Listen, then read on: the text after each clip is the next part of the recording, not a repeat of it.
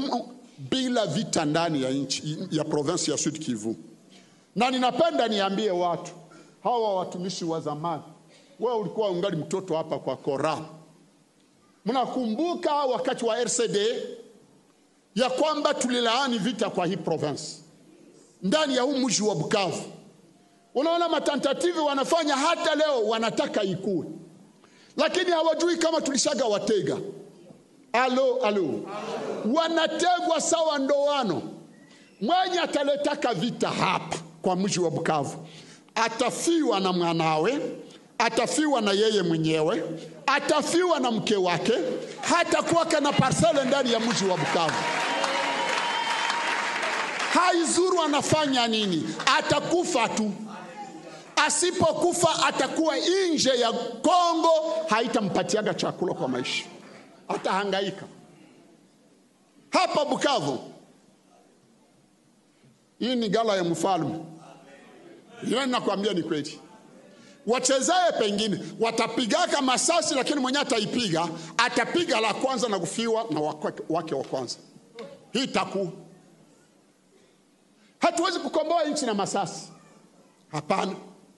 Na hii kutembea mabarabarani, niliambia wale walikuwa kwa ibada ya kwanza, sikia Mungu ananiambia kitu hapa. Ba governor benye bataingia hapa wafanye angalisho. Nitaamusha kanisa kwa njia nyingine yenye hawakujua. Nitaalika makanisa zote zinazaliwa na kanisa la Philadelphia kufanya maombi kwa ajili ya liwali mubaya, kwa ajili ya assemblée provinciale ya mubaya. Mungu azisage, awafukuze bila motion yoyote. Motion itoke mbinguni, ingie katika parlement na parlement ijiprononce. Ile tutaifanya na mtaona.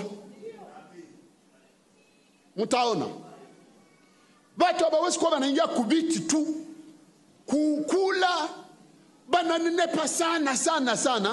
Franga hazina tena fasi ya kuingia, na wengine wanakufa sana mpaka mwisho. Mungu atawatapikisha hazo. Ile niko mtumishi wa Mungu, je vous assure. Hata unaniona niko mdogo, lakini haba mwizi yote kesho, Georgie, kesho tuulize Mungu nini ndio maana tunaweza kukufa hivi. Mfunge mkaba, tusifanye mazambi, na wenye walifanya mazambi tuzitubu. Kesho tuanze maombi. Hakuna nchi yenyewe inafanana hii yetu duniani. Hakuna. Wewe useme usikie kwenye banaandikia mtu mshahara ya $600,000. $600,000.